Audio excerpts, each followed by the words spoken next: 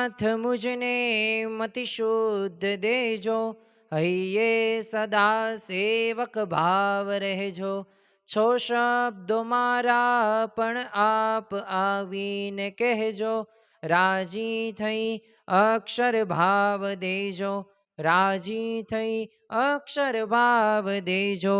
સ્વામિનારાયણ સાક્ષાદ અક્ષર પુરુષોત્તમા, સર્વેભ્યં પરમાં શાંતિમ આનંદમ સુખમર્પયેત। શ્રી સ્વામિનારાયણ ભગવાનની જય, અક્ષર પુરુષોત્તમ મહારાજની જય, ગુણાતીતાનંદ સ્વામી મહારાજની જય, પ્રમુખ સ્વામી મહારાજની જય, પ્રગટ ગુરુ હરિમંત સ્વામી મહારાજની જય, સુરત અક્ષરધામ મહોત્સવની જય।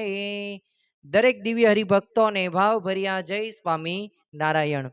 આજના પ્રવચનનો મુખ્ય વિષય આમ તો સાંખ્ય વિચાર કે કરતા હરતાપણાનો વિચાર નથી, પરંતુ આજના પ્રવચનનો મુખ્ય વિષય કે જે આપણા મનની અંદર ઘણી બધી વખત પ્રશ્નો થતા હશે, આજના આ પ્રવચનની અંદર આપણે કોઈ એક મુદ્દા ઉપર વાતો કરવાની નથી, પરંતુ 3 થી 4 એવા પ્રશ્નોના જવાબો એ આપણે સૌ કોઈએ મેળવવાના છે। અને આપણા હૃદયની અંદર અને આપણા મનની અંદર એવી ભાવના ઉત્પન્ન કરવાની છે, એવી શ્રદ્ધા સાથે આગળ વધવાનું છે કે એ દરેક પ્રકારની તર્કનું એ આપણે નાશ કરી શકીએ, એ વિનાશ કરી શકીએ। પરંતુ આજના પ્રવચનનો એવો તે કયો વિષય છે? તો મંદિર એટલે શું? મંદિરો શા માટે? અને આટલા મોટા ભવ્ય મંદિરો એ બનાવવા પાછળનો મુખ્ય હેતુ શું? શું આ ખરેખર બિનજરૂરી ખર્ચ નથી? અને આટલા બધા મોટા ખર્ચા શા માટે કરવા જોઈએ? આની કરતા હોસ્પિટલો કે વૃદ્ધાશ્રમ કે અનાથ આશ્રમ આવું સ્થાપવું જોઈએ, શિક્ષણમાં ખર્ચ કરવો જોઈએ, જેથી દેશ આગળ વધે।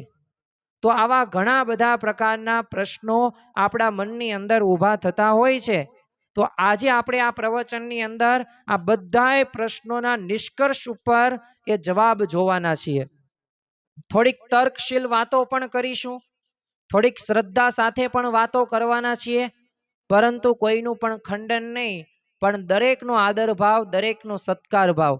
શિક્ષણ પણ વધવું જોઈએ, આરોગ્ય ક્ષેત્રની અંદર પણ ભારત દેશે આગળ વધવું જોઈએ, અને સાથે સાથે એ દરેક પ્રકારના ક્ષેત્રની અંદર ભારત દેશના લોકો આગળ વધે એ દરેકની ઈચ્છા તો હોય જ છે, અને આપણી સૌ કોઈની આ ઈચ્છા સાથે આપણે આગળ વધી રહ્યા છીએ। પરંતુ જ્યારે મંદિરની વાત આવે અને જ્યારે મોટા મોટા મંદિરો આપણા નજર સમક્ષ આપણે યાદ કરીએ ને, ત્યારે ઘણી બધી વખત આવા તર્કશીલ પ્રશ્નો થતા જોવા મળે છે। તો આજે આ બધા પ્રશ્નોનું સમાધાન આપણે શાંતિથી એ કરવાના છીએ। એટલે આખું સંપૂર્ણ પ્રવચન એ આપણે સૌ કોઈએ સાંભળવાનું છે, કારણ કે આપણા મનની અંદર જ્યાં સુધી અજ્ઞાન હશે ને ત્યાં સુધી પ્રશ્નો હશે, ત્યાં સુધી મંદિર ઉપર વિશ્વાસ નહીં આવે, ત્યાં સુધી આપણને ભગવાન કે સત્પુરુષ કે પછી એ સંતો કે હરિભક્તો ઉપર પણ વિશ્વાસ નહીં આવે।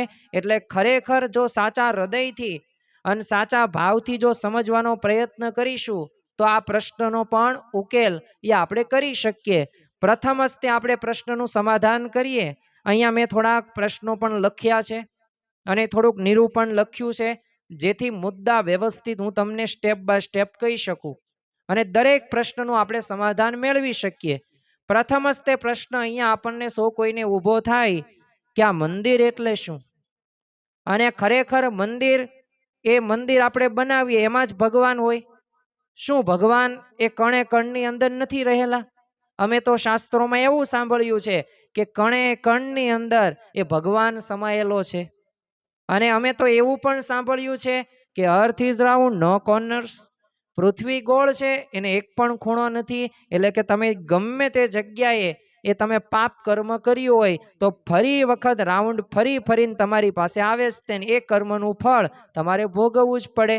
અરે ભગવાન તો આત્મામાં રહેલા છે, અને ખરેખર જીવ પ્રાણી માત્રની અંદર એ પરમાત્માનો વાસ છે। મહાભારતની અંદર પણ મહાભારત જ્યારે યુદ્ધ પૂરું થયું એ મહાભીષણ યુદ્ધ, તો પછી શ્રી કૃષ્ણ ભગવાને ગાંધારી કે ધૃતરાષ્ટ્ર કે પાંડવોને એ જે મહાભારતનું યુદ્ધ જે 18 દિવસ ચાલ્યું હતું એમાં બધી જગ્યાએ સર્વત્ર બધા યોદ્ધાઓની અંદર શ્રી કૃષ્ણ ભગવાનના જ દર્શન કરાવ્યા હતા.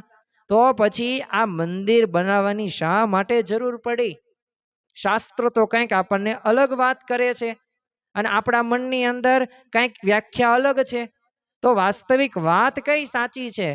જો યાદ રાખવું કે પરમેશ્વરનો વ્યાસ એ ક્યાં નથી, દરેક જગ્યાએ પરમેશ્વરનો વાસ છે. એ પરમેશ્વરનો ભક્ત હોય કે માણસ હોય કે પશુ હોય કે પક્ષી હોય, અરે તૃણ હોય કે વૃક્ષ હોય કે લતા હોય, કણે કણની અંદર એ ભગવાન વાસ કરીને બિરાજમાન હોય છે. અને પાછા વ્યાપક રૂપે એ ભગવાન વાસ કરીને રહે છે. એ વંદે છે, એ ચાહે છે અને એ દરેક ભક્તની સેવા પણ અંગીકાર કરે છે. પરંતુ ભક્તને એ સુખ આપવા માટે પ્રત્યક્ષ રૂપે અથવા તો અર્ચન સ્વરૂપે એ મૂર્તિ રૂપે ભગવાન જ્યાં વિરાજતા હોય ને, એ આવાસ એટલે કે મંદિર, જ્યાં પોતે પ્રત્યક્ષ સ્વરૂપે આપણને જોવા મળે, જેને આપણે એ તિલક ચાંદલો કરી શકીએ, આપણે પૂજા અર્ચના કરી શકીએ, આપણે પ્રેમથી થાળ ધરાવી શકીએ, જ્યાં આપણે આરતી કરી શકીએ, જ્યાં આપણે મૂર્તિનું ધ્યાન કરી શકીએ, ત્યાં આપણું મન સ્થિર રહે ને, એવું સ્થાન એટલે મંદિર. મંદિરની અંદર આપણને નકારાત્મક વિચારો નથી આવતા. પણ જો આ દુનિયા છે, આ કળયુગ છે, તો આ કળયુગની અંદર એવા પણ મનુષ્યો જીવે છે કે જે પોતે એવા કુકર્મો કરે છે. પરંતુ ખરેખર તમે જ્યારે ટકાવારી સામે જુઓ ને, સરેરાશ સામું, ત્યારે મંદિરની અંદર આપણને શાંતિનો અનુભવ થાય છે. ભગવાનની સમક્ષ આપણે જ્યારે ઊભા હોઈએ ને, ત્યારે સદ વિચારો જ આવે છે, સારું કરવાના જ વિચારો આવે. બસ આનું જ નામ મંદિર કહેવાય છે. એટલે પરમેશ્વર કણે કણની અંદર વ્યાપ્ત જ છે, પરંતુ ભક્તની સેવા અને અર્ચન સ્વીકારવા માટે એ પ્રત્યક્ષ એ મંદિરની અંદર પોતે બિરાજમાન હોય છે. અને ખરેખર આ મંદિર શા માટે, આ પ્રશ્ન પણ આપણને થાય છે. આ પ્રશ્નનો જવાબ તો બહુ વિસ્તૃત છે અને આપણે એ વિસ્તૃત જવાબ આજે સાંભળવાનો પણ છે. અને પછીનો જે પ્રશ્નનો જવાબ આપણે જે સાંભળવાના છીએ કે આ બધાય તે ખોટા ખર્ચા છે, આ બિનજરૂરી ખર્ચ આપણે કરવા જોઈએ નહીં, તો એ પ્રશ્નનો જવાબ પણ એ આપણે મેળવવાના છીએ. અને જે આપણે તર્ક સાથે એ જે આપણે પ્રશ્ન ઉઠાવીએ છીએ ને, તો સામે આપણે તર્ક સાથે એ પ્રશ્નનું સમાધાન પણ કરવાના છે. જો આજે કોને પ્રશ્ન નથી? બધાયને પ્રશ્ન છે. અરે મને પણ પ્રશ્ન હોય, તમને પણ પ્રશ્ન હોય. દરેકને મંદિરે જઈએ ત્યારે પ્રશ્ન હોય છે, વ્યવસ્થા બાબતે પ્રશ્ન હોય છે, માન સન્માન બાબતે પ્રશ્ન હોય છે, અરે ભોજન બાબતે પ્રશ્ન હોય છે, પાસ બાબતે પ્રશ્ન હોય છે, અરે કથા વાર્તા સાંભળીએ તો એમાં પણ પ્રશ્ન થાય છે, અરે સેવા કરવા જઈએ તો એમાં પણ પ્રશ્ન થાય છે. એટલે પ્રશ્નો તો થાય જ છે, બસ એ જ આપણું અજ્ઞાન છે. પણ હા, પ્રશ્ન થાય ને એ સાચી વાત છે અને સારી વાત છે. શા માટે? કારણ કે પ્રશ્ન હોય ને તો એનું સમાધાન થાય. એમ આપણે હવે આગળના પ્રશ્નની વાત કરીએ કે મૂર્તિ કે પછી સાક્ષાત પરમેશ્વર છે. શું મંદિરની અંદર એ રહેલી પથ્થરનું એ શિલ્પ છે? અરે પથ્થરનું શિલ્પ નથી, એ જીવંત એક દેવતા છે. તમે જો શાસ્ત્રોની અંદર પણ એ આ વાત કરવામાં આવી છે અને શાસ્ત્રોક્ત રીતે એ પ્રાણ પ્રતિષ્ઠા, મૂર્તિ પ્રતિષ્ઠા, આ એક પ્રાણ પ્રતિષ્ઠા દ્વારા એ મૂર્તિની અંદર એ ભગવાનનો વાસ હોય છે.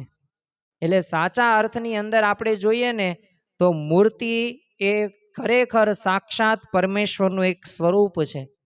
તમે જુઓ કે આપણે એક લૌકિક રીતે જોઈએ તો આપણે કેવા કોઈક રાજા હોય કે કોઈક અમલદાર હોય તો એની મર્યાદા જાળવવા માટે એનું કેવું માન સન્માન કરીએ છીએ.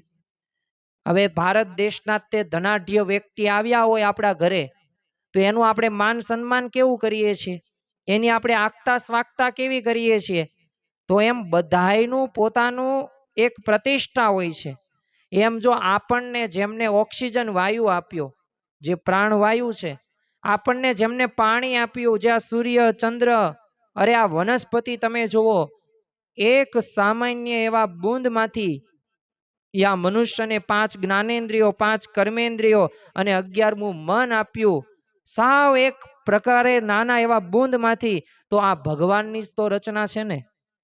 આપણે ઘણી બધી વખત કહેતા હોઈએ છીએ બિગ બેંગ થિયરી, એટલે કે અણુમાંથી એક મોટો ધડાકો થયો અને એમાંથી આ પૃથ્વીનું સર્જન થયું. ચાલો હું તમને એક ઉદાહરણ આપું.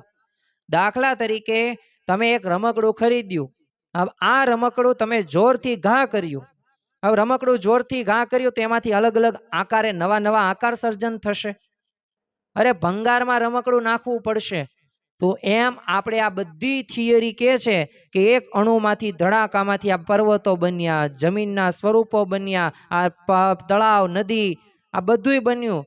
તો એ વાત આપણા ગળા હેઠે ઉતરે એમ છે નહીં. આ બનાવનાર કોઈક તો છે અને એ છે પરમાત્મા, એ છે ભગવાન. તો વિચાર કરો કે જો એ કંઈક સામાન્ય એક લૌકિક રીતે પણ જો આપણે માન સન્માન આપતા હોય એક બીજા કોઈ વ્યક્તિને જેને પદ પ્રતિષ્ઠા આવડત કંઈક છે, કંઈક ધનિક વ્યક્તિ હોય, તો પરમેશ્વરની મર્યાદા તો આપણે રાખવી પડે ને. આપણે એમને એમનો ભક્તિ ભાવ આપણે તો એમને સામે અદા કરવો જોઈએ. અને ભક્તો પ્રતિષ્ઠિત સ્વરૂપની જ તે મર્યાદા સહજ ભાવે સ્વીકારે છે.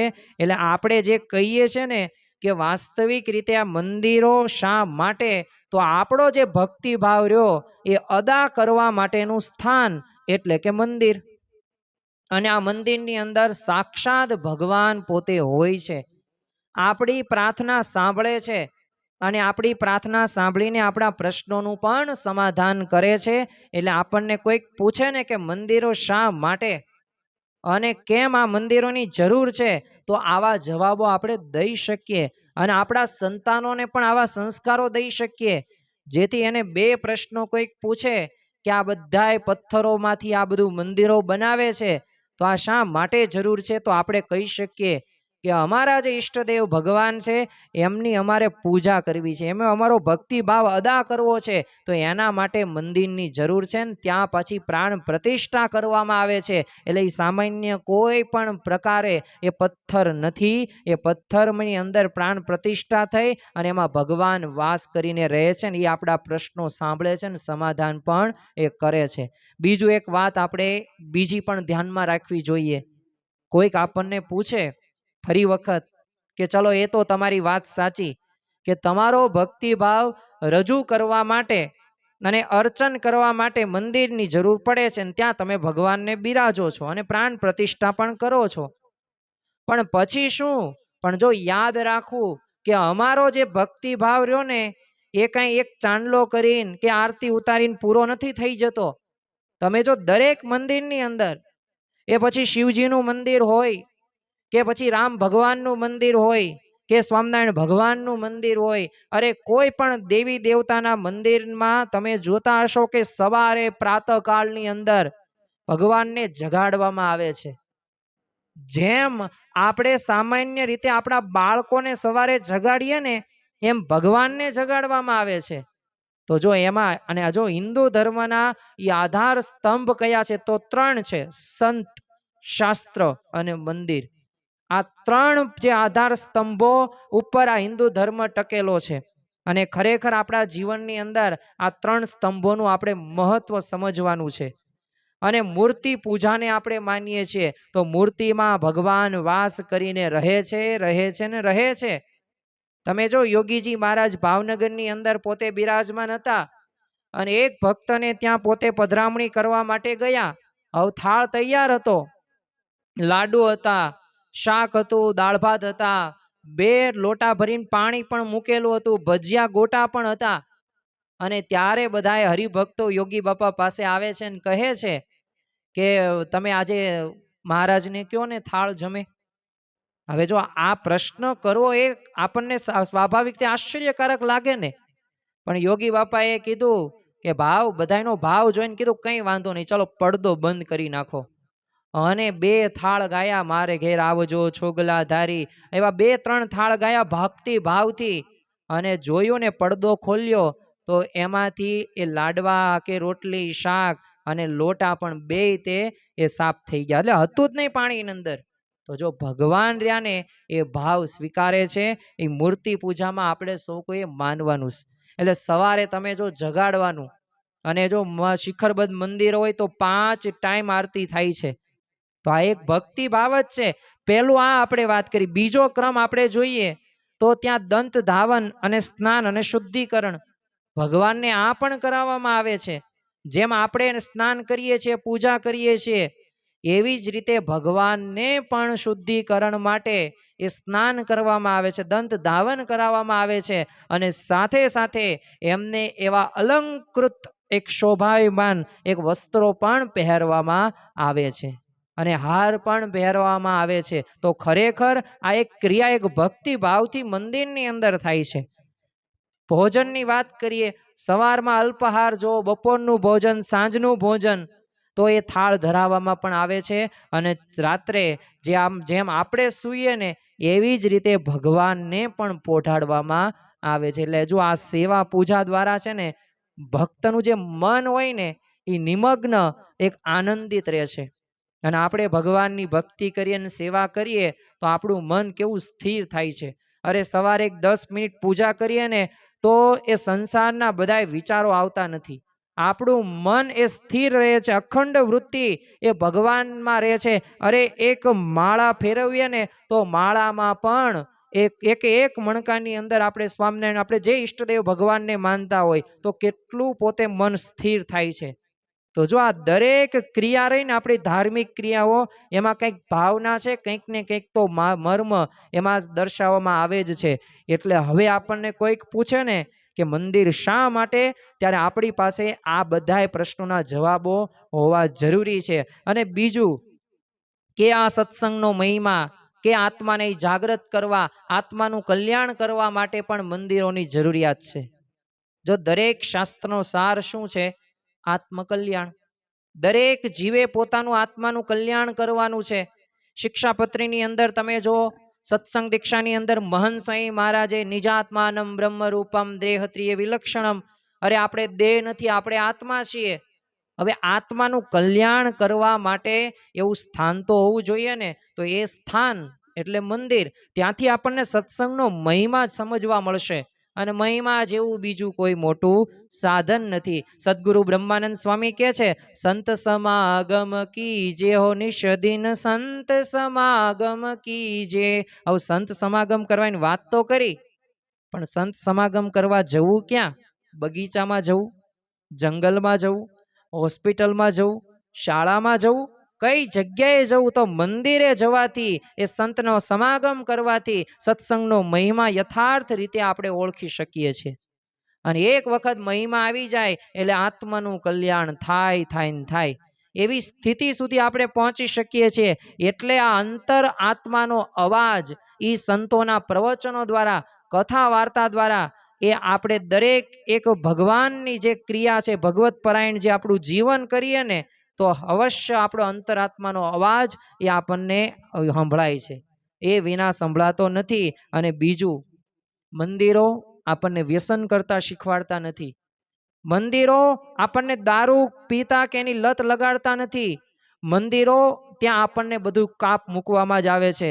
તમે મંદિરની અંદર જો સંતો કથા વાર્તા કરતા હોય કે આપણે શાસ્ત્રનું પઠન કરતા હોય તો ત્યાં એમ નથી લખેલું કે ભાઈ આટલા વ્યસનો તો કરવા જ જોઈએ, આટલું તો બહાર ખાવું જ જોઈએ, આવું જ બોલવાનું. એક પણ ધર્મ, એક પણ સંપ્રદાય, એક પણ દેવી દેવતા આપણને ખોટું શીખવાડતા નથી. જો યાદ રાખવું કે દરેક પ્રકારનું સર્વ ધર્મ સંભાવ, બધાયનું ભલું થાય, બધાયનું સારું થાય, ખોટું ન બોલો, અપ્રામાણિકતા ન રાખો. પછી ઘણા બધા એવા દુર્ગુણો છે કે જેનાથી મુક્તિ માટે આ મંદિરમાં જવાથી એ વ્યસન મુક્ત થવાય છે. અને સારા એવા સંસ્કારો પણ એ પ્રાપ્ત થાય છે. ટૂંકમાં કુસંસ્કારો જો છોડવા હોય તો મંદિરથી આપણે કુસંસ્કારો એ ત્યાંથી આપણે છોડી શકીએ છીએ. ત્યાંથી આપણને એવું જ્ઞાન મળે છે. અને દરેક વ્યક્તિને, બાળકથી લઈને વૃદ્ધ સુધી દરેકને શાંતિ જોઈએ છે. પણ શાંતિ મેળવવા માટે એવું સ્થાન તો હોવું જોઈએ ને. જીવનમાં સ્થિરતા બધાને મેળવવી છે. કોઈક ધનમાં સ્થિર એને માને છે, કોઈકને પૈસા સંપત્તિ મળે તો એમાં એ શાંતિ માને, પણ વાસ્તવમાં છેલ્લે અંતે તો એમાંય શાંતિ મળતી નથી. પરંતુ જો જીવનમાં સ્થિરતા કે શાંતિ કે આનંદમાં રહેવું હોય ને તો પરમાત્માનું જ્ઞાન પ્રાપ્ત કરવા માટે મંદિરમાં જવું એટલે જરૂરી છે, એટલે મંદિર જરૂરી છે. એટલે આ બધાય તે આપણા જે જવાબો રહ્યા ને એ સાચા છે. અને એક એક જવાબોની અંદર કંઈક તો શ્રદ્ધા છુપાયેલી છે. તર્ક આપણે કહીએ છીએ, પણ તર્કની અંદર પણ જો એક સ્વાભાવિક રીતે સાચી વાત છે. કારણ કે બહાર તમે જાઓ અને ત્યાં કોઈ મંદિર સિવાયના સ્થાનોની અંદર જાઓ તો ત્યાં વ્યસન મુક્તિની વાતો ભાગ્યે જ થતી જોવા મળે છે. બગીચાની અંદર બેઠા તમારા મિત્રો સાથે કે ફેમિલી સાથે અને વ્યસન મુક્તિની વાતો, હા અમુક ફેમિલી કરતા હશે સભ્યો બધાય, પણ બધે જોવા મળતું નથી. અને મુખ્ય જો અગત્યની જો કોઈ વાત હોય ને તો આ સમાજ ઘડતરનું જો કોઈ કેન્દ્ર હોય ને તો એ મંદિર છે. કારણ કે સર્જનાત્મકતા નો એ આપણામાં લાવવી, એ સદાચાર લાવવું, એ સંસ્કાર લાવવા. પ્રમુખ સ્વામી મહારાજ તો કહેતા કે જો તમે તમારા બાળકને સંસ્કાર નહીં આપો ને તો સંપત્તિ અને સંતતિ બંને ગુમાવવાનો વારો આવશે. તો ખરેખર આપણને સંસ્કાર એ આ મંદિરમાંથી આપણને પ્રાપ્ત થાય છે. તમે શિશુ સભા જોવો, તમે બાળ સભા જોવો, બાલિકા સભા જોવો, યુવક સભા જોવો, યુવતી સભા જોવો, રવિ સભા જોવો, પરા સભા જોવો, સંયુક્ત સભા જોવો, મહિલા એ સભા જોવો, આ બધી સભાઓનો નિષ્કર્ષ શું છે? સારા સંસ્કારો અને સાચું જ્ઞાન પ્રાપ્ત થાય. મહિલાઓ માટે તમે જો, બાળકો યુવાનો માટે, મહિલાઓ માટે સાચું માર્ગદર્શન. એક માતૃશક્તિની જાગૃતિ કઈ રીતે થઈ શકે તો મંદિરમાંથી આપણને શીખવા મળે છે. અને સમાજ માટે કેટલો ફાયદો છે તો કુદરતી આપત્તિઓ હોય, એ સહાયની જરૂર હોય, સામાજિક સેવાઓની અંદર એ ખરેખર આ મંદિરો એક પ્રેરણા બિંદુ સમાન થયા છે. અને આ મંદિરોમાંથી ઘણી બધી આપણે મદદ લઈએ પણ છીએ. જ્યારે પણ એવી આપત્તિઓ આવી છે ત્યારે આ મંદિરો આપણી પાસે ઊભા રહ્યા છે, આપણી મદદ કરી છે. એ કચ્છની અંદર ભૂકંપ હોય, એ COVID-19 હોય કે ગમે તેવી એ મહામારી હોય ને ત્યારે મંદિરોએ આપણને મદદ કરેલી છે. એટલે આપણે આ મંદિરોનો આ રીતે પણ આપણે ઋણ એમની અદા કરી શકીએ એમ છીએ જ નહીં. પણ છતાં પણ આપણે જો મનની અંદર એવા પ્રશ્નો કરતા હોય કે આ મંદિરો શા માટે અને આ મંદિર છે શું, હવે આવા પ્રશ્નો જો આપણા મનની અંદર થતા હોય ને તો આપણે શ્રદ્ધાની જરૂર છે, આપણે સમજવાની જરૂર છે. અને પછી આગળ આપણે વાત કરીએ કે આ મંદિર, હું તમને 7 થી 8 વાક્યો એવા કહું કે આ મંદિરો એટલે શું અને ખરેખર આ મંદિરો શું આપે છે, આ મંદિરની ભૂમિકા શું છે. તો જો માણસને ઘડવા માટે મંદિર છે, ઘડતર મંદિરથી થાય છે. સમાજ ઘડતર માટે મંદિર છે. અરે સમાજની શુદ્ધિ માટે મંદિર છે, સદાચારની પ્રેરણા માટે મંદિર છે, સુખ શાંતિ માટે મંદિર છે, ભક્તિ માટે મંદિર છે. અરે દરેક પ્રકારની સમસ્યાનું સમાધાન એટલે વન એન્ડ ઓનલી, એક જ જગ્યાએ, એક જ સ્થાન, એક જ લોકેશન, અને એ છે ટેમ્પલ, કહેતા કે મંદિર. તો દરેક જગ્યાએ એ આપણને શાંતિનો અનુભવ નથી થતો, દરેક જગ્યાએ આપણે ભક્તિ અને મનની સ્થિરતા નથી થઈ શકતી, પરંતુ મંદિરની અંદર જઈએ ને ત્યારે અવશ્ય આ બધાય આપણને અનુભવ થાય છે. પણ હજી આપણને એક પ્રશ્ન છેલ્લો જે આજના પ્રવચનની અંદર કે મંદિર શું નથી, જ્યારે આ પ્રશ્ન પૂછવામાં આવે ને ત્યારે આપણી પાસે જવાબ તો મળી ગયો કે મંદિર તો ઘણું બધું છે, સમાજ ઘડતરનું અગત્યનું એક બિંદુ સમાન છે. પણ હવે પ્રશ્ન કયો બાકી છે કે આ મંદિરો તો બરોબર છે, તમે મંદિરો બનાવો છો, ત્યાં ભગવાનના એ જે મંદિરના મૂર્તિની અંદર પ્રાણ પ્રતિષ્ઠા દ્વારા સાક્ષાત ભગવાન તેમાં વિરાજમાન છે, ત્યાં તમે પૂજા અર્ચના પણ કરો છો, તમારો ભક્તિ ભાવ પણ રજૂ કરો છો, ત્યાં તમારી મનની સ્થિરતા કે શાંતિ કે ભક્તિ પણ કરો છો અને આત્માનું કલ્યાણ પણ કરો છો. પરંતુ આ મોટા ભવ્ય મંદિરો બાંધવાની શું જરૂર છે? હવે સ્વાભાવિક આ ઘડિયાળ સ્માર્ટ વોચ છે જે 1000-1500ની છે, તો આની જગ્યાએ એ 150 રૂપિયાની ઘડિયાળ આવે. હવે આમાં જે સમય બતાવે છે એ ઘડિયાળમાં એ જ સમય બતાવે છે. તો પછી આટલા બધા મોટા ભવ્ય મંદિરો શા માટે બાંધવાની જરૂર છે? તો શું તમને આ બિનજરૂરી ખર્ચ નથી લાગતો? તો આવા ઘણા બધા પ્રકારના પ્રશ્નો થતા હશે. જો તર્ક રહે ને, તર્ક અને શ્રદ્ધા, એ બંને વચ્ચે જ્યારે યુદ્ધ થાય ને ત્યારે યાદ રાખવું કે તર્ક તો ભગવાને બુદ્ધિ આપી છે એટલે ગમે તેવી કરી શકીએ. અરે ગમે તેવા ઉદાહરણો આપીને પણ સાચાને આપણે ખોટું કરી શકીએ અને લોકો કરે જ છે ને, અને ક્યાં ના છે. પણ આપણે તો ભગવાનની દ્રષ્ટિએ અને શાસ્ત્રોની સંતોની દ્રષ્ટિએ જ્યારે સમજવાનું છે ને ત્યારે આપણે શ્રદ્ધાની જ જરૂર પડશે. ફેથ એન્ડ લોજિક, ફેથ જીતી જશે ઘણી બધી વખત, પણ ત્યાં સામે શ્રદ્ધાને પણ એ આપણે જગાડવાની છે. આપણામાં રહેલા સદ્ગુણોને પણ જાગૃત કરવાના છે અને એ આપણી પવિત્ર ફરજ છે. તો આ છેલ્લા પ્રશ્નનો જવાબ આપણે મેળવીને આ પ્રવચન આજનું પૂરું કરવાના છીએ. હું તમને થોડીક તર્ક આપું, સામે થોડીક શ્રદ્ધા પણ આપું. તમને બંને વાત સાચી લાગશે. ડિસિઝન છેલ્લે આપણે નહીં લઈ શકીએ કે આ વાત સાચી છે ખોટી છે. પણ ચાલો હવે પ્રશ્ન શું છે આપણો, કે આ મોટા ભવ્ય મંદિરોની રચના શા માટે, આવા ખોટા ખર્ચ કરવાની શા માટે જરૂર? સામાન્ય એવું મંદિર કરી નાખો તોય વાંધો નહીં. તો ચાલો પેલું જ તમને તર્ક દઉં કે તમે ઘરમાં 5 સભ્યો છો તો એક રૂમની અંદર પણ 5 સભ્યો સમાઈ શકો. તો તમારે બંગલો કરવાની શા માટે જરૂર છે? પ્રશ્ન થાય ને. તો આ પ્રથમ તર્ક. ચાલો બીજી હું તમને તર્ક દઉં કે આ મંદિરો મોટા બને છે તો સામે જુગારખાના હોય કે આ બધા સિનેમા ગૃહો હોય, બધા કોઈ ખોટું નથી, સિનેમા ગૃહો હોય કે ક્લબો હોય, તો આ જ્યાં જુગારની પ્રવૃત્તિ થાય છે, તો આ જે જગ્યાએ જે સ્થાને અને જે આપણા ક્રિકેટના મોટા સ્ટેડિયમો બનાવવામાં આવે છે, તો એમાંથી તો આપણને એક રૂપિયો પણ, હવે તમે મેચ જોવા જાઓ અને તમને કોઈક 10,000 આપે તો એવું બનતું છે નહીં. તો ત્યાં આપણે ભવ્ય અતિ ભવ્ય બધું બનાવીએ છીએ, પણ ત્યાંથી આપણને બધું મળે છે શું? સમાજનું પતન જ થાય છે ને, દુરાચાર જ થાય છે ને. તો ત્યાં આપણે પ્રશ્ન ઉઠાવતા નથી. પણ જ્યારે ભગવાનના મંદિરો જ્યારે બને અને પાછું એ બનાવનાર પણ એ કોઈક ભક્ત હોય કે જેની ભક્તિ, એનો ભક્તિ ભાવથી એને પોતે કંઈક દાન ધર્માદો કરીને સેવા કરી હોય અને એનો એવો ભાવ હોય અને એના આધારે બધા મંદિરો બનતા હોય છે ને. ભક્તોની સેવાથી, એ ભક્તોના પરિશ્રમથી, એ જે મૂડી ભેગી કરે પૈસા, એનાથી મંદિરો બને છે. અને ખરેખર મંદિરો બનવાથી પરિણામ શું મળે છે? સંસ્કાર અને સદાચાર વાળું જીવન. દરેક ભક્તના જીવનની અંદર એ ભક્તિ ઉદય થાય છે.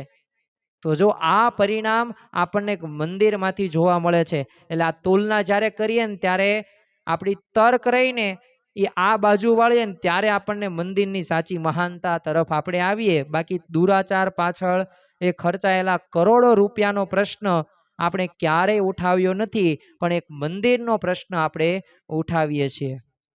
થોડુંક આપણે કાર્યક્ષેત્રનું પણ વિભાજન કરીએ, કારણ કે આજે મુદ્દાને સમજવો છે થોડુંક તલસ્પર્શી રીતે, તર્ક અને શ્રદ્ધા સાથે. તો હું તમને વાત કરું કે ચાલો મંદિરોને આપણે ઘણી બધી વખત કહેતા હોઈએ છીએ કે આની કરતા શાળા બનાવાય, આની કરતા વૃદ્ધાશ્રમ બનાવાય, આની કરતા રોજગારી અપાય, એવા કોઈક ધંધો કે નોકરી કે કંઈક સ્વાભાવિક એવું ઊભું કરાય, એકમ ઉદ્યોગો સ્થપાય કે જેથી બધાને મદદ થાય. પણ આ મંદિરો બાંધવાની શું જરૂર છે? તો ચાલો એક મંદિરને આપણે આવો પ્રશ્ન કર્યો અને મેં જ કર્યો પ્રશ્ન કે આ બધુંય કરવાની જરૂર નથી. પણ ચાલો 2 તર્ક હું તમને આપું કે શાળા હોય તો ત્યાં શું મળે? શિક્ષણ મળે. તો શાળાને આપણે કહી શકીએ કે તમે હોસ્પિટલો બનાવો. શિક્ષકને આપણે કહી શકીએ કે તમે ભણાવવાનું રહેવા દો, ખેતી કામ કરો. ચલો હોસ્પિટલમાં શું મળે? સારવાર મળે છે, એટલે એનું કાર્યક્ષેત્ર અલગ છે. હવે મંદિરો પણ એ હોસ્પિટલો અને શિક્ષણની સંસ્થાઓ બનાવે છે, ગુરુકુળો આપણે જોયેલી છે. સાથે સાથે એ ઘણી બધી 150 કરતા વધુ સામાજિક પ્રવૃત્તિઓ એ BAPS સંસ્થા કરી રહી છે. એટલે બધી પ્રવૃત્તિઓ કરે જ છે, પણ છતાં પણ આપણને પ્રશ્ન શું હોય છે કે આટલા મોટા ભવ્ય મંદિરો બનાવવાની શા જરૂર છે? જો મંદિર રહ્યું ને એક માનવ ઘડતરનું અગત્યનું કામ કરે છે. એટલે હોસ્પિટલ કે અનાથ આશ્રમ ચલાવનાર માણસ કે ઘડનારી શાળા એટલે એ મંદિર છે. અને એના ભવ્યતાથી પણ આપણને એ અસર થાય છે. અને એ ભવ્ય હશે ને તો ત્યાં લોકો વધુ આવશે ને તો આજુબાજુના લોકોના એ પર્યટનનો જે વિકાસ થશે, એટલે રોજગારી તો આજુબાજુ મળશે જ તે, પણ સાથે સાથે એ ભગવાન સાથે જોડાશે ને તો એનામાં સારા સંસ્કારો એ મંદિર જ આપી શકશે, બીજું કોઈ આપી શકશે નહીં. અને ભવ્યતાનું પણ એક કારણ છે કે જો તમે રાષ્ટ્રપ્રમુખ કે રાજા મહારાજાઓનો આવાસો કેવા ભવ્ય હોય છે, મકાન કેવા આલિશાન હોય છે કે જેમાં 50-100 બિલ્ડિંગ્સ કે માળ બધું હોય છે, તો સામે પરમેશ્વર ભગવાન તો પોતે રાજાધિરાજ છે, સર્વના કરતા હરતા ભગવાન છે. તો હવે એમની ભવ્યતાને, ભક્તોનો પ્રેમ અને ગૌરવ એ કાંઈ વ્યય ન જાય. એ તો પણ ભક્તિભાવથી પણ ભક્તો એમના ભવ્ય જ મંદિરો બનાવે છે. તો આ ભવ્યતા પાછળનું કારણ એ જ છે કે જો સર્વના સ્વામી, જો આપણા ભગવાન હોય, ઈષ્ટદેવ હોય ને એમના મંદિરો આપણે જો નાના બનાવીએ તો એ કેવું કહેવાય? તો આપણે ભક્તિભાવમાં કંઈક ખોટ કહેવાય. તો એના માટે પણ આ ભવ્યતાથી મંદિરો બનાવવામાં આવે છે અને આકર્ષણનું પણ કેન્દ્ર હોય છે. આબુધાબી તમે મંદિર જુઓ કે જે બનાવ્યું, તો કેટલા બધા પર્યટકો ત્યાં પોતે દર્શન કરવા માટે ગયા, સારા સંસ્કારો તેમાંથી પ્રાપ્ત કર્યા. હું તમને એક પ્રસંગ કહું. લંડનથી થોડાક વર્ષો પૂર્વે, એટલે આજથી 15-20 વર્ષ પૂર્વેનો પ્રસંગ છે. તો કોઈક વૃદ્ધ મહિલા એ પોતે દિલ્હી અક્ષરધામની અંદર આવ્યા હતા. તો ત્યાં એમને શ્રવણનું અને જે કાવડની અંદર પોતે એના માતા પિતાને એ આખી તીર્થયાત્રા ભારતની કરાવી હતી. તો એવું ચિત્ર મૂકવામાં આવ્યું, પ્રતિમા હતી. તો એમાંથી એમને પ્રેરણા મળી અને પોતે ઘરે લંડન પાછા ગયા અને એમના જે સાસુ અને સસરા હતા ને એમની પાછા એ જે વૃદ્ધાશ્રમની અંદર મૂકી આવ્યા હતા, પાછા લઈ આવ્યા. તો આવી તો ઘણી બધી પ્રેરણા આપણને મંદિરમાંથી પ્રાપ્ત થાય. નમી દેવું જોઈએ, મોટું મન રાખવું જોઈએ, પછી કટ વાળી જોઈએ. આ બધા સંસ્કારો ક્યાંથી મળે? મંદિરમાંથી મળે, સંતોના સમાગમથી મળે, કથા વાર્તા સાંભળવાથી મળે. ઘરમાં ક્યારેક જમવાની અંદર ક્યારેક ખાટું મોળું કે તીખું થાય ને તો ત્યારે સહન કરતા શીખવું. જ્યાં ત્યાં જેમ તેમ જેવી રીતે ગમે ચલાવી લેતા શીખવું. આ મંદિરો આપણને શીખવાડે છે. આ સંતો ભક્તો આપણને શાસ્ત્રો શીખવાડે છે. તો જો આ મંદિરોની મોટામાં મોટી આ ભેટ કહેવાય. બાકી અત્યારે તમે જુઓ કે પતિ પત્નીના પ્રશ્નો હોય, સાસુ વહુના પ્રશ્નો હોય, આજે પારિવારિક પ્રશ્નોની અંદર બધાય મૂંઝાય છે. ગમે એટલા પૈસા હોય પણ પરિવારમાં શાંતિ ન હોય તો એ ઘર શું કામનું? પણ ઘરને પણ મંદિર. આજે પ્રમુખ સ્વામી મહારાજે, મહંત સ્વામી મહારાજે ઘર સભા દ્વારા કરેલા છે. દરેકના હૃદયની અંદર, અંતરાત્માની અંદર ભગવાનનો વાસ એ કરાવ્યો છે. દરેકને મુક્ત સમજવા, અભાવ અવગુણ ઉપર ચોકડી મારી છે. સંપ ત્યાં ભગવાન રહે છે અને ત્યાં જ પરમેશ્વર વાસ હોય છે. આવા બધા સૂત્રો દ્વારા, આવા કથા વાર્તા દ્વારા આપણામાં શુદ્ધ પ્રેરણા એ મંદિરો દ્વારા જ પ્રાપ્ત થઈ છે અને ત્યાંથી જ આપણને શાંતિનો અનુભવ થયો છે. તો ખરેખર આપણે એક આ ધ્યાન રાખવું જોઈએ. ઘણી બધી ઉપયોગી અને લાભદાયી આ બધી વાતો છે. અને છેલ્લે વિશ્વ વંદનીય પ્રમુખ સ્વામી મહારાજ એમ મંદિર બાબતે શું કહેતા, તેમના આશીર્વચન આપણે જોઈ લઈએ. અને હું તમને અહીંયા શ્રવણ તમારે કરવાનું છે. અને ખરેખર પ્રમુખ સ્વામી મહારાજના કહેવાનો જે ભાવ હતો, આ ભાવને પણ આપણે સમજવાના. પ્રમુખ સ્વામી મહારાજ કહેતા કે મંદિરથી સંસ્કાર વધે છે. સંસ્કાર હશે ને તો આપણને શાંતિ થશે. આપણે આપણી જરૂરિયાત માટે મકાન કે ફેક્ટરી એ બધું કરીએ છીએ, તે પોતાના માટે છે. જ્યારે આ એક સ્થાન એવું છે ને કે જ્યાં બધા જ માણસો સરખી રીતે લાભ લઈ શકે. કરોડનો બંગલો તમે બનાવ્યો હોય તો ત્યાં કાંઈ બધાય લોકો કાંઈ આવી ન શકે. ગરવાઈ ન દો ને, કરોડનો બંગલો છે, કંઈક થઈ જાય તો કેટલી ચિંતા આપણા બંગલાની છે. પણ આ મંદિરની અંદર ક્યારેય તે નો એડમિશન કે નહીં આવવાનું, અહીં પ્રવેશ બંધ છે, આવું ક્યારેય સાંભળ્યું તમે? જઈ શકો, ભગવાનના દર્શન કરી શકો, પ્રદક્ષિણા કરી શકો, ભક્તિભાવ અદા કરી શકો, તમારો તપ કરી શકો, વ્રત કરી શકો, જપ કરી શકો. તો એટલે પ્રમુખ સાહેબ આજે કીધું બધાય લાભ લઈ શકે. અને લખ્યું જ તે ઘરમાં લખીએ કે નો એડમિશન વિધાઉટ પરમિશન, પણ અહીંયા તો દરેક માટે વેલકમ છે. મંદિરમાં વિશ્વ બંધુત્વની ભાવના દ્રઢ થાય છે. સર્વે વિશ્વ ભગવાનનું છે અને ભગવાનના સૌના છે. યોગીજી મહારાજ કહેતા કે ભગવાન સૌનું ભલું કરો. અહીંયા કોઈ ભેદભાવ હોતો નથી. અહીંયા આત્મકલ્યાણની વાત મેળવવાની છે. ભેદભાવની વાત આવે ને એટલે વીઆઈપી વ્યવસ્થા આપણને યાદ આવે. ભવિષ્યમાં આગળ આપણે એ પ્રવચનમાં પણ જોડાવાના છીએ કે આ વીઆઈપીની વ્યવસ્થા છે શું. કારણ કે આ બીએપીએસ સંસ્થાની અંદર નહીં, દરેક જગ્યાએ વીઆઈપીની વ્યવસ્થા છે. ઘરની અંદર વીઆઈપીની વ્યવસ્થા છે. પણ એ અત્યારે આપણે વિષય પ્રવચનનો નથી એટલે એના ઉપર વાત નથી કરવી. પરંતુ ભવિષ્યમાં આગળ આપણે એક એવા પ્રવચનમાં પણ જોડાશું કે આ મંદિરમાં વીઆઈપીની વ્યવસ્થા બાબતે એ શું છે, શું વાસ્તવમાં, અને ત્યાં શું ભેદભાવ રાખવામાં. અહીંયા પ્રમુખ સાહેબે એમ કીધું ભેદભાવ હોતો નથી. તો એ વાતને આપણે ત્યારે સમજશું. આગળ પ્રમુખ સ્વામી મહારાજ કહે છે કે અહીંયા આત્મકલ્યાણની વાત મેળવવાની, મનની શાંતિ અહીંયા મળે છે. પ્રાર્થનાથી, દર્શનથી આપણી ઘણી બધી સમસ્યાઓ દૂર થાય છે. અને આ લોકમાં કોઈક માણસને કંઈક આપ્યું હોય ને તો એનો પણ ઉપકાર માનીએ છીએ. તો ભગવાને કેટલું બધું આપણે આપ્યું છે. આમ સ્વાભાવિક રીતે 10ની નોટ પડી જાય ને અને કોઈકને મળે ને તમને પાછી દે ને તો તમે શું બોલો? થેન્ક યુ, તમારો આભાર. એક 10ની નોટ તમને પાછી આપી તો એમાંય તેમ આભાર માનો છો.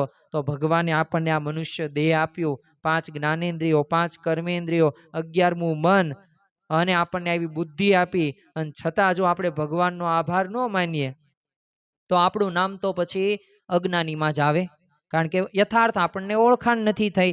એટલે અહીંયા વાત કરી અને આગળ વાત કરી કે તો એના માટે પણ કરવું જોઈએ. તો આવા સ્થાનો લોકોના કલ્યાણ માટે છે.